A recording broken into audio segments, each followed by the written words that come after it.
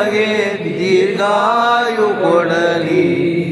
ಶ್ರೀಪತಿಯು ನಮಗೆ ಸಂಪದವಿಯಲಿ.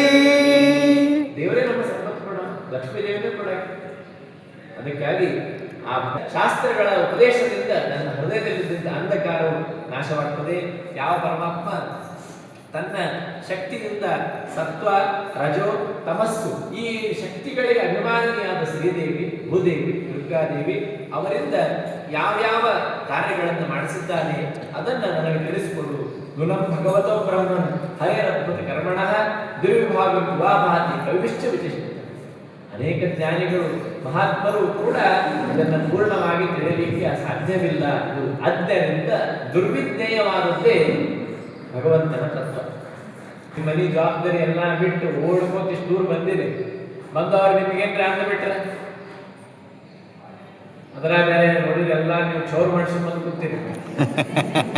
ಕಲಿಯುವುದಾಗ ಚೌರ್ ಮಾಡಿಸೋದು ಕಷ್ಟ, ಎಲ್ಲ ಮಾಡ್ಸ್ಕೊಂಡು ಬಂದಿರಿ. ಧರ್ಮ ಆಚರಣೆ ನಿಷ್ಠ ಇದು ಬಹಳ ಮಹತ್ವ.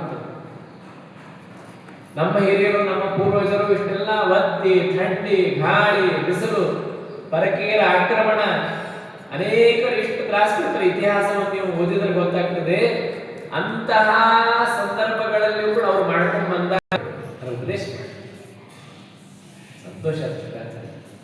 ಕೇಳೋನು ಹೀಗೆ ಗೊತ್ತಿಲ್ಲಪ್ಪ ರಾಜ.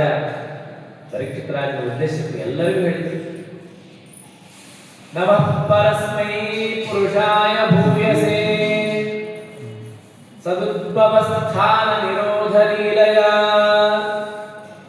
ಗೃಹೀತ ಶಕ್ತಿತ್ರದಯಾಯ ದೇಹಿನಾಂ ಅಂತರ್ಧ್ರುವಾಯಾನುಪಲಬ್ಧವರ್ಮನೆ.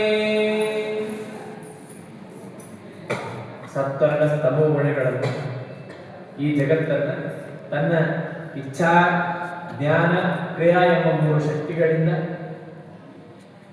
ಸ್ವರೂಪಭೂತವಾಗಿರ್ತಕ್ಕಂಥ ತನ್ನ ಸಾಮರ್ಥ್ಯದಿಂದ ಭಗವಂತ ನಮ್ಮ ದೇಹದಲ್ಲಿಯೇ ಅವ್ಯಕ್ತನಾಗಿ ಕಾಣಿಸ್ತಾ ಇದ್ದಾನೆ. ಅಂತಹ ಅನುಪಲಬ್ಧ ವರ್ತನೆ ದೇವರ ದಾರಿ ನಮಗೆ ತಿಳಿಯೋದಿಲ್ಲ. ಅದಕ್ಕೆ ಶಾಸ್ತ್ರಗಳಿಂದ ಅವನು ತಿಳಿದುಕೊಳ್ಳಬೇಕು. ಮತ್ತೆ ಮತ್ತೆ ಯಾರು ದೇವರ ನಮಸ್ಕಾರ ಮಾಡ್ತಾರೆ